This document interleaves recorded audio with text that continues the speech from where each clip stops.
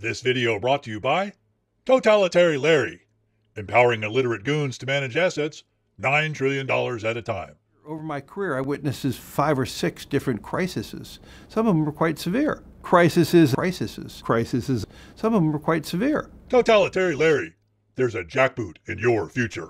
Welcome to Best Evidence. My name is John Titus. In this video, I want to try to start tying together the two major threads that have been going on in this YouTube channel really from its inception in 2014. The first is really sort of the death of the rule of law, and that's kind of what I started with on this channel. And the second is really the misuse of monetary power, and I've covered that really starting, I guess, in 2017. Really got going with the Alexander Del Mar video. But today I want to start with the first one, which is the death of the rule of law. I am now working on a 5-part series that documents the loss of the rule of law in the U.S. and that predicts the loss of U.S. sovereignty as the result of losing the rule of law. I think that's just sort of a natural extension. And I'm specifically predicting that the vector that's going to take out the sovereignty of the U.S. really in a de facto sense is going to be central bank digital currencies. I don't see any way around that. And I'll lay that out very clearly. But there's a pretty clear trend from starting with the serious loss of the rule of law up to CBDC, which I think is going to present a very interesting pattern. In this video, though, I really want to talk about the second topic, which is the misuse of sovereign monetary power. In the last few videos, I've laid out sort of the mechanics of what the Federal Reserve has been doing with the balance sheet and with the retail money supply since the onset of the pandemic. And it's really been for the first time expanding the retail monetary supply, the retail money supply for the benefit of insiders. And I've made a case for that very, very clearly. And that's been true throughout the pandemic. The Fed has been vastly expanding the retail money supply and really been doing so for the first time ever. It did not do that back in the global financial crisis of 08-09. It's sort of a new trick in the Fed's repertoire, and it's benefiting billionaire insiders in a way that I lay out in Quantitative Easing is the greatest sham of all time, or the greatest sham ever.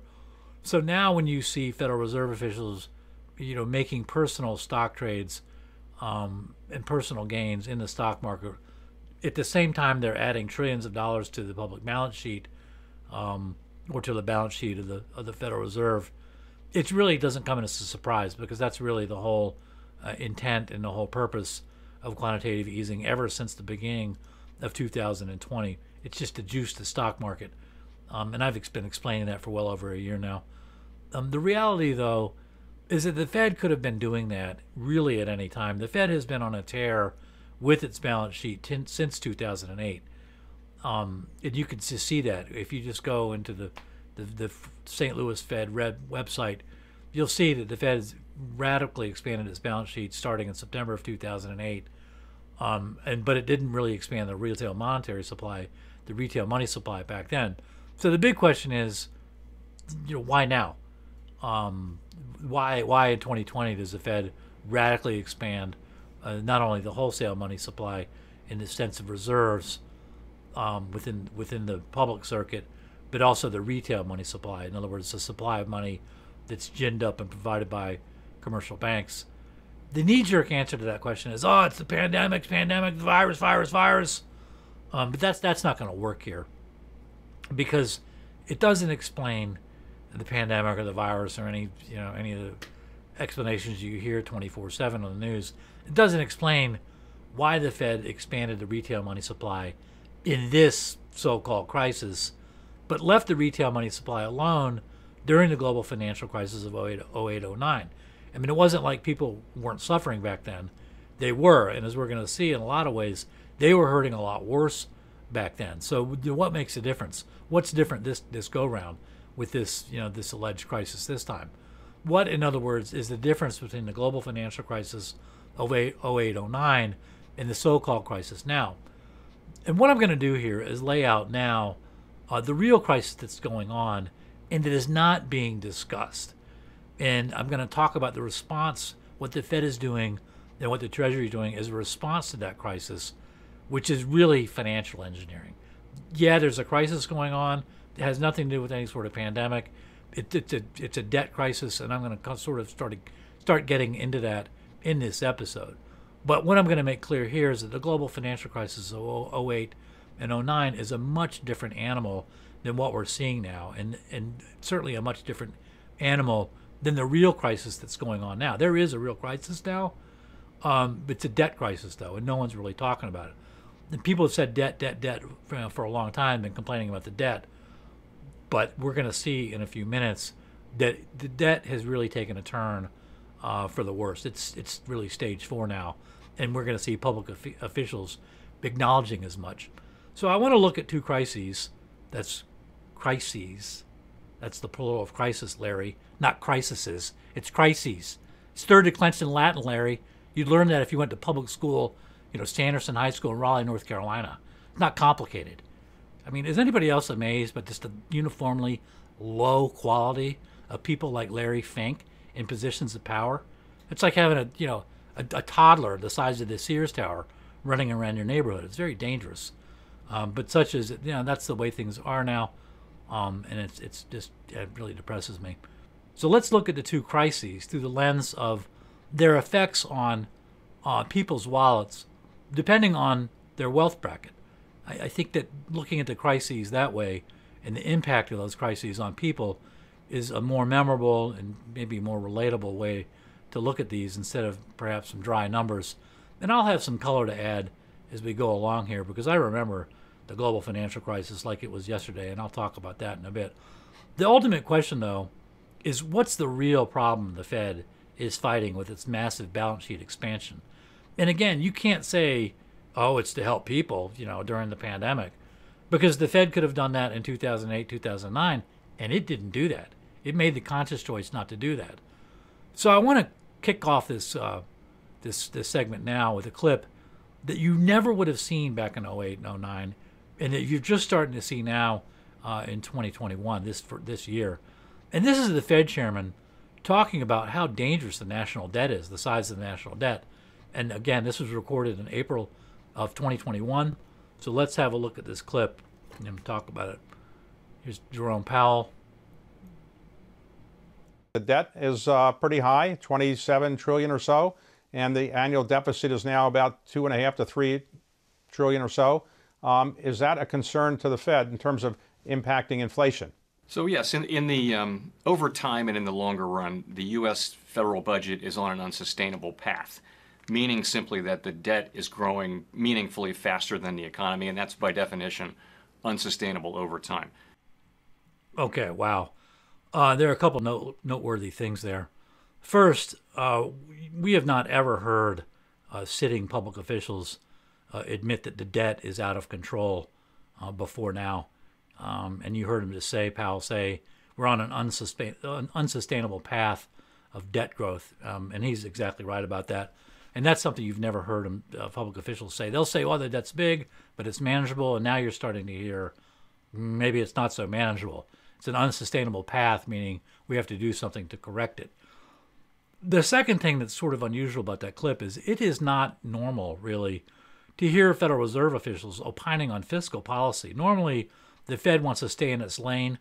That's a phrase that Powell has used, trying to stay in his lane. He means the monetary lane. He wants to stay out of the fiscal lane. That's the government. That's the Treasury. That's their responsibility. The Fed is supposed to be, in theory, the agent of the Treasury, implementing monetary policy. So it's a bit odd to hear a Federal Reserve official come out and opine that a fiscal phenomenon like the debt is on an unsustainable path. In this case, though, as it turns out, the Federal Reserve is following the Treasury's lead. And so I want to talk about how that might be. That clip of Powell, like I said, is from April of this year. But as it turns out, the Treasury had just published a report called the Financial Report of the United States a month earlier, in March, and basically said the same thing. I'm not going to cut to it. I'm just going to read from the cover letter from Janet Yellen to the report. It's dated March 25th, 2021, and you can see it here highlighted.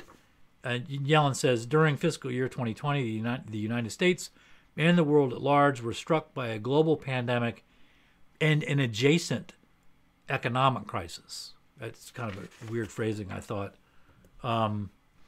This financial report, a few paragraphs, the paragraph down, this financial report discusses not only current financial results, but also important long-term trends affecting our critical social insurance programs and fiscal health. So right away, she's sort of tipping her hand about what they're going to do, really what's giving rise to these concerns about the unsustainable debt path.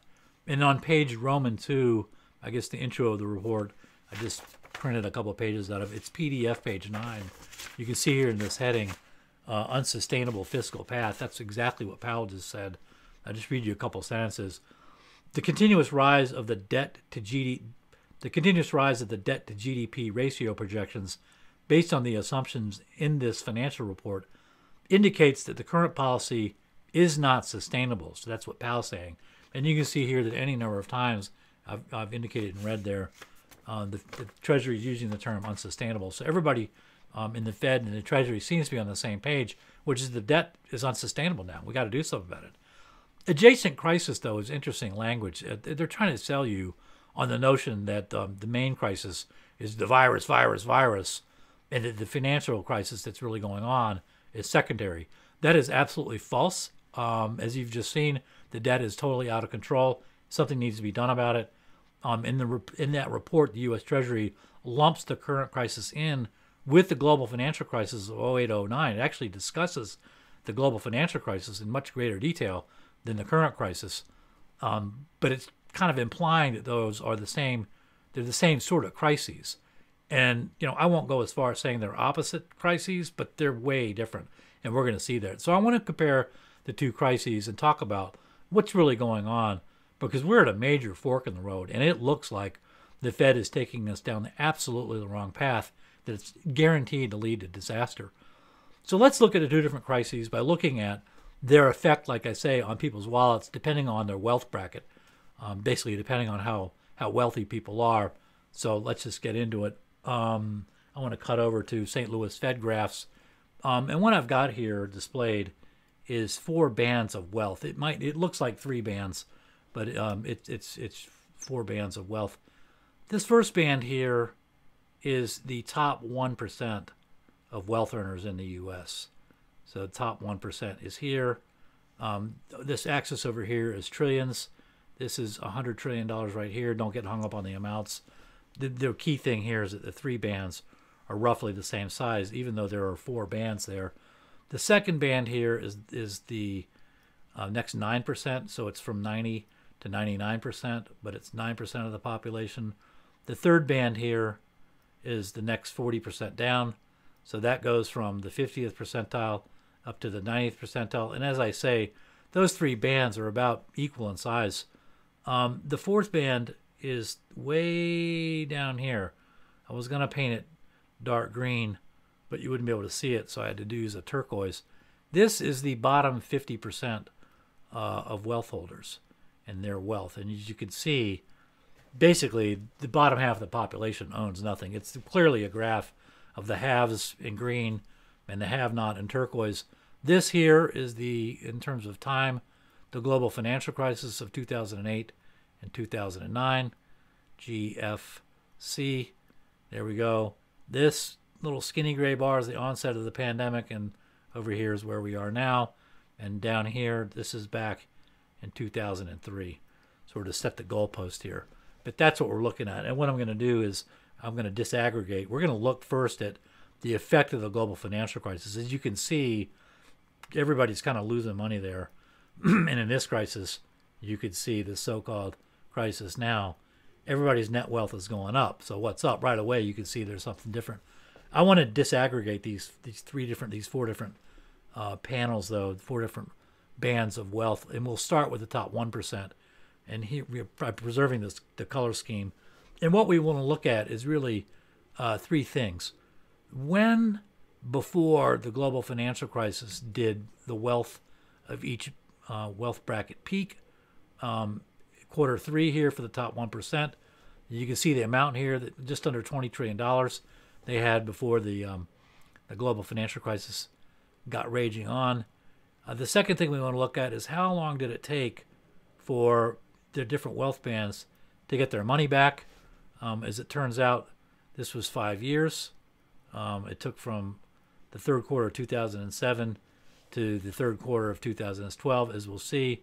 And then finally, the third thing I want to look at is how much wealth did each band use. So you can see here that the top band, the top 1% here, they started at 20 trillion or 19.6 trillion, and then by the first quarter of 2009, they're down to 15 trillion.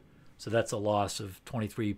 I happen to know 23.2%, and then they have to get back to regain their stature before the crisis. They're going to have to get back to $19.6 trillion.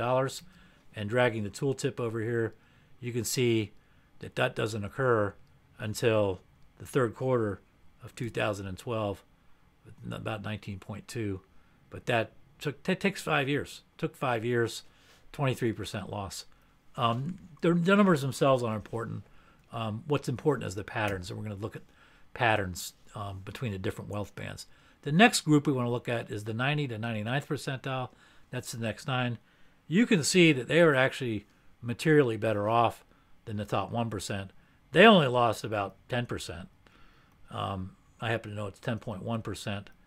And they also, though, like the top 1%, their wealth peaked out at the third quarter of 2007, meaning that's about when it started to decline. And this group only took about 3 years to get their money back. They started at 20, you could see there, $24.999 trillion. And if you drag the tooltip over, you could see they ticked back up over $25 trillion the first quarter of 2011. So that's 3.5 years later. They're kind of back on their feet. That's a temporary high. Then they kind of lose again and they're back up. But very similar to the previous graph. The top 1% and the top 9%, very similar graphs. The next is the group from 50th percentile to 90th percentile. So that's 40% of the people. And again, you can see the wealth here peaks out. If you look at the numbers there in the tooltip, quarter 3 is slightly higher than quarter 4. So that is the peak wealth. Again, third quarter of 2007.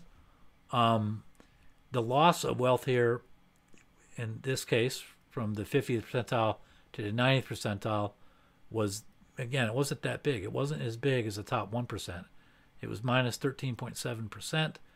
And again, in this case, it took this group from the third quarter of 2007, it took them 5 years to get back to, get their money back, basically. And you could see that by dragging the tooltip from the third quarter of 2007, where it is $20.6 trillion, to the third quarter of 2012, where it's $20.7 trillion. So they're back in business. The point here being all three of these graphs are very, very similar. So if I cut over to a table of the different percentile, the 4 different classes, you can see I've got them broken out here by percentile. We've got the top 1%, top 10%, like I said, the 50 to 90th percentile, and then the bottom 50 percentile, and then the 3 metrics I was talking about: peak wealth, when was the peak, what percentage was your loss, and how long did it take you to recover from the peak. As we just saw, the third quarter of 2007 for the top 1%, they lost 23.2% of their wealth, and it took them until 2012, the third quarter, to recover that wealth. And those numbers, by and large, are kind of 5 years. In other words, it took 5 years for the top 1% to get their money back. And those numbers, by and large, are very similar to the numbers for the next 3 brackets of wealth. So really, everybody in the top half of wealth holders is okay 5 years later. They're back on their feet. And really, you could see that the group that got hurt the worst financially, at least so far, is the top 1%. They didn't even lose a quarter of their money, and everybody's back on their feet 5 years later. And so that's sort of the summary. But now what we want to do is we want to turn to the bottom 50%, because it's a much different story. There's, like I say, there's not much difference between the top 3 bands. They all peaked in exactly the same quarter. They had roughly the same losses, and all of them took 5 years to get their money back. But now let's look at the bottom 50%, which you saw compressed in the aggregate graph with the 3 bands, which is really 4 bands. Now I want to disaggregate that graph and look at it because it is much different than the others. So let's just take a look at that. Here is the bottom 50%, and boy, what a difference right away. You can see that this is a much different graph than the other two. The losses are much more severe. But let's start with when the peak occurred. Look at this. For the bottom 50% of wealth holders, the peak didn't occur in the third quarter of 2007. It occurred in the first quarter of 2007. And that brought back a lot of memories for me. I will tell you how I remember that. But let's look at how much money the bottom half lost. So let's just put this in just sort of real terms. Let's say you started in the first quarter of 2007 and you had $1,400. By the time you end up hitting the bottom here in the second quarter of 2011, you've got $185. So that's an 86.8% loss, which, the biggest of the previous 3 was 23%. This is now, minus 87% of your money. Another big difference between the bottom 50% and everybody else is how long it took to get their money back. So you're looking here, you're trying to get back to 1401, 1402. That's $1.4 trillion. How long does that take? You won't hit that. They don't hit that until the first quarter of 2018. Let me freeze that there. There you go. But 1437 there. So from peak over to here, look at that. Took 11 years to recover. And in between, you'll note that this is 2011. Not really a coincidence in my mind. You had Occupy Wall Street right there.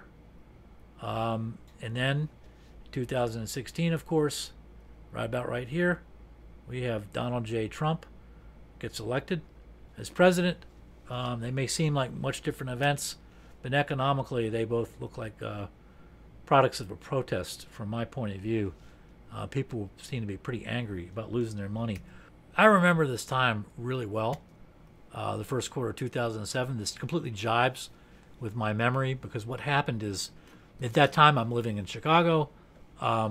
There's a guy on my street who's a comedian, and he'd lived there a number of years, and I was buddies with him. I saw him in the bars. Occasionally I'd see him at the OTB betting on the punnies. Guy's name was John Fox. He was a stand-up comic, but I didn't know him that well because he wasn't around. He was a stand-up comic, and he was on the road all the time. But that changed in a big way in 2007 for him. And I remember that second quarter because in the first weekend in June, at least back then, our neighborhood, Old Town, would kick off sort of the summer festival season in Chicago with the Well Street Art Festival. And it was there. I had just started dating somebody that Fox knew. And, I said to him, I said, hey, it's not that I'm glad seeing you around the neighborhood and all, but what's going on? Normally, I don't see you around, and now I'm kind of seeing you all the time. What's up? And I never forget this. He says, nobody has any money. I'm like, nobody has any money? What are you talking about? He says, yeah, nobody has any money. He says the entertainment dollar is the first to go. Fox had been around for a long time. He started as a stand-up in the 70s. And he said, yeah, the entertainment dollar is the first dollar to go. He says comedy clubs right now are getting killed. He says, 4-day gigs are now 2-day gigs. Wednesdays and Thursdays are now karaoke night.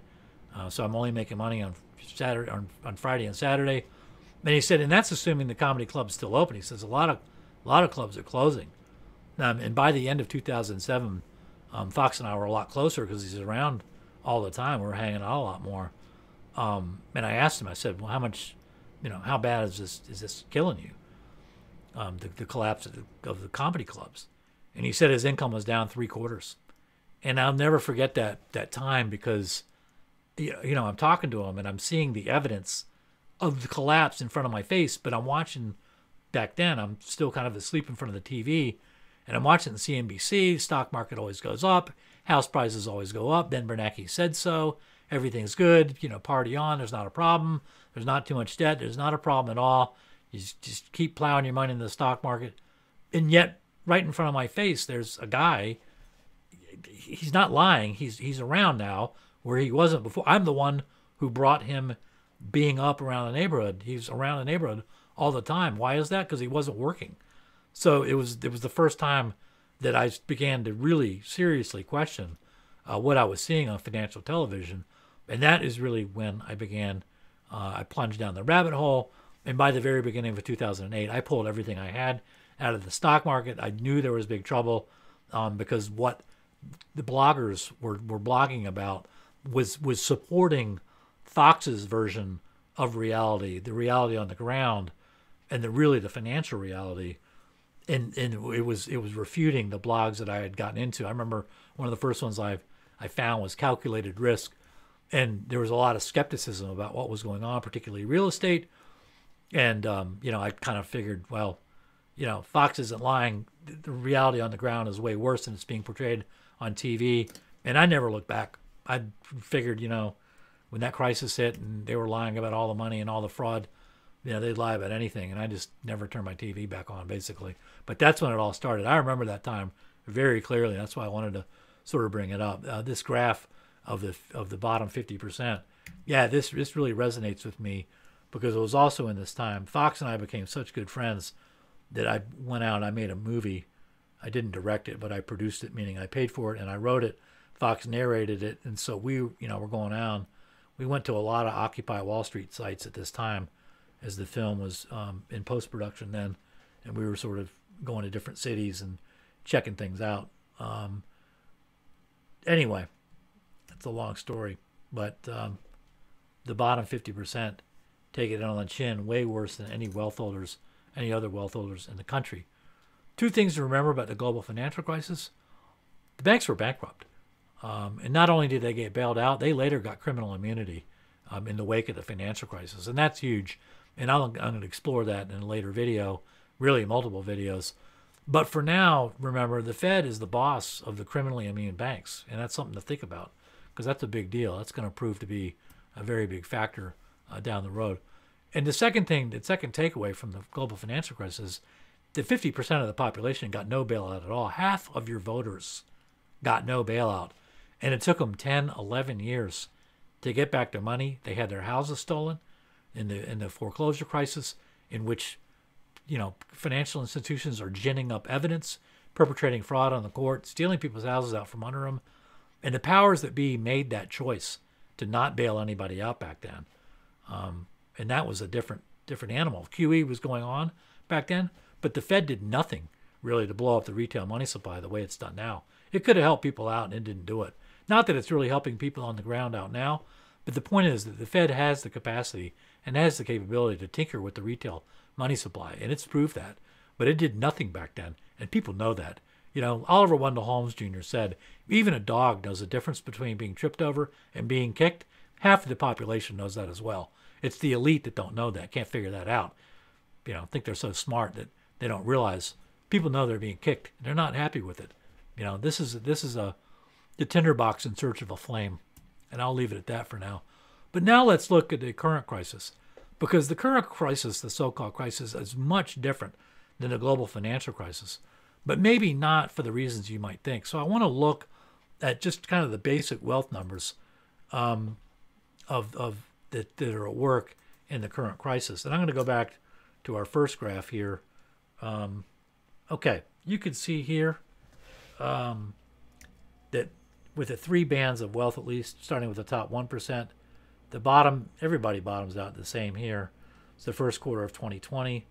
And everybody's net wealth is rising quite a bit. This is an aggregate curve here, so you can't really read too much into that. But I'll just tell you the numbers.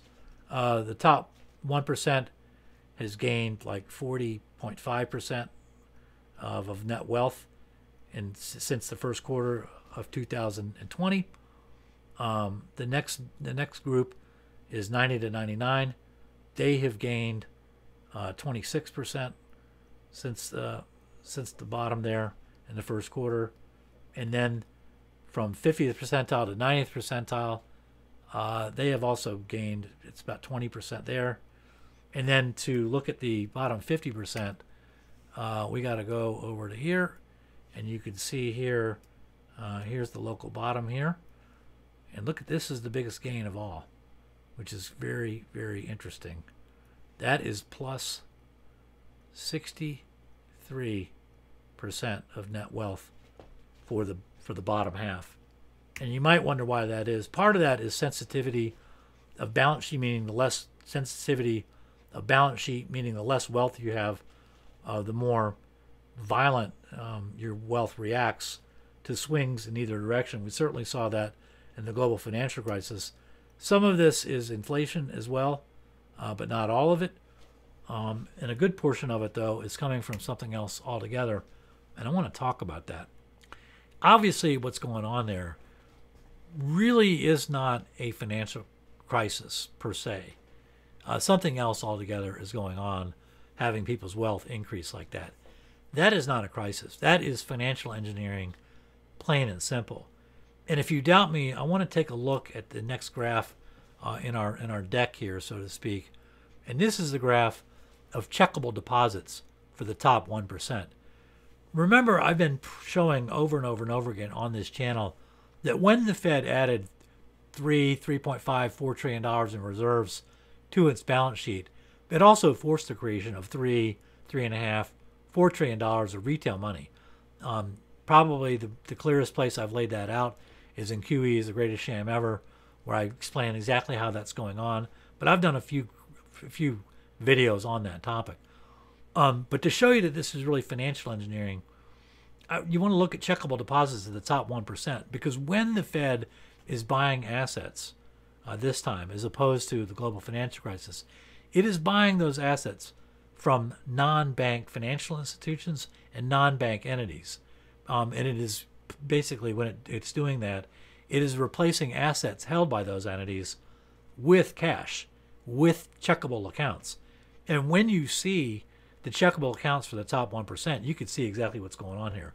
Look at this graph here. This is checkable accounts for the top 1%. Now, this is top 1%, okay? And this is, you can see here, that would be about $225 billion in quarter one. And this would be a little bit over $1 trillion. As it turns out, there are about 120 million households in the U.S. So as the numbers would shake out, there would be about 1 million households in the top 1%. So you can sort of divide it out and figure, kind of look at it this way, that when the pandemic hit, the average member of the top 1% household had about $225,000 in the bank account, in their checking account. And after the Fed got done, that amount is now over $1 million. So you can see the amount of money in checkable accounts. This is the Fed. This is the Fed buying assets from basically wealthy people who had $225,000. The Fed comes in, it buys their Treasury from them, and then you can see what happens. The Fed pays them. They're not going to be able to sell the thing in the market and get a good price. So the Fed buys it for them, and now they've got, $1 million in their bank account. Yeah. So that you could tell just on the basis of this graph alone, this is financial engineering, plain and simple. That's not really a crisis at all. There is a crisis, and I'll talk about it, but what you're seeing here with these graphs from the Fed, this is pure financial engineering. This is the Fed responding to unsustainable debt path. And like I say, I've made videos about the Fed buying assets in a way to inflate the monetary money, the retail money supply by buying from non-bank financial entities. You can see that here in checkable deposits. So the Fed buying assets from non-bank entities, such as wealthy individuals and non-bank financial entities like hedge funds, that certainly explains the 40% rise of the net wealth of the top 1%. But remember, what about, we just saw that the bottom 50% had their net wealth rise by 63%, which is, quite a bit more than the top 1%. Yeah, part of that rise, the 63% rise, is asset inflation, but it's not 63%. So what's up with that? What's the reason that's going on? Inflation can account for part of it, but not all of it. And what I want to do is I want to take a look at the next graph, which is the Treasury General Account, the TGA. So what I've got here on this graph is This is the same net wealth graph in the turquoise, that's the light blue of the bottom 50%. You can see it just astronomically going up throughout the pandemic from here to here. You know, like I say, that's a 63% rise. But look at the same time what's going on. I'm going to line these up so you can see that the bottom here corresponds to sort of the local minimum. Oh, windy curve, hard to draw a straight line. I'm on the edge of the table. But that's the Treasury General Account. What does that mean? The TGA, the Treasury General Account, is the account that the Treasury holds at the Fed. And so the way to read this is when the TGA account is going down, okay, as it is here on the right side of this graph, down, down, down it goes. I'm going to switch pen colors. That's not too clear. 1, 2, oops. 2, there we go, red's better. I'm going to switch colors. When the Treasury General Account is going down, that is because the Treasury is spending money from its bank account. And it's, remember, the Treasury banks at the Fed. So when the dark blue graph here is going down, it is spending money into the economy. And it stands to reason, all other things being equal, the bottom 50% should get at least half of that money that's being spent by the Treasury. And you can see that here. If you line these things up, let me get my tooltip going here again. Okay, so that there corresponds to the peak. And so the Treasury is spending money here into the economy. Half of that money is getting into the bottom 50%, maybe more than half. And that's really what's driving that, really the bulk of that up. And these are dollar for dollar. These dollars translate. They are dollar for dollar the same. And notice, too, that the TGA account graph goes one more quarter than does the net wealth graph of the bottom 50%. So you can expect that net wealth graph, by the way, ends up in the second quarter. So what you can expect then is this graph to continue going up until the third quarter. That's September 30th, 2021. But then you got to wonder, you know, what happens when the Treasury runs out of money? You could see here that the TGA account is sitting at about $400 billion at the end of the third quarter. And if you switch over to the daily Treasury summary and you look at here for the November 12th, which is the latest date that I'm recording this video, I'm actually recording it on the 15th. So Friday is the last day we have that graph, but you can look at the PDF here and see that the TGA account is now, it's not $400 billion anymore, it's $220 billion. So that amount, back to this other graph, it's going down. And the question is, what happens when the Treasury, you know, when that account gets emptied and there's no more money to be spent in the economy? That's a major question. That takes us back, though, to Jerome Powell and the Treasury both saying the debt path is unsustainable. You know, what makes it unsustainable?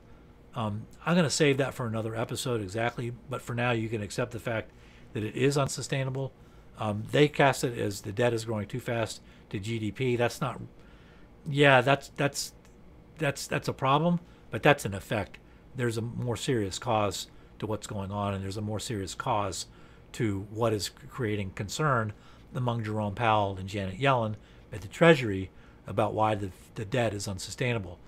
But just remember this for now, in terms of where we are and where we're going. Like, what's going to happen when the Treasury runs out of money? You know, remember the TED is talking about tapering.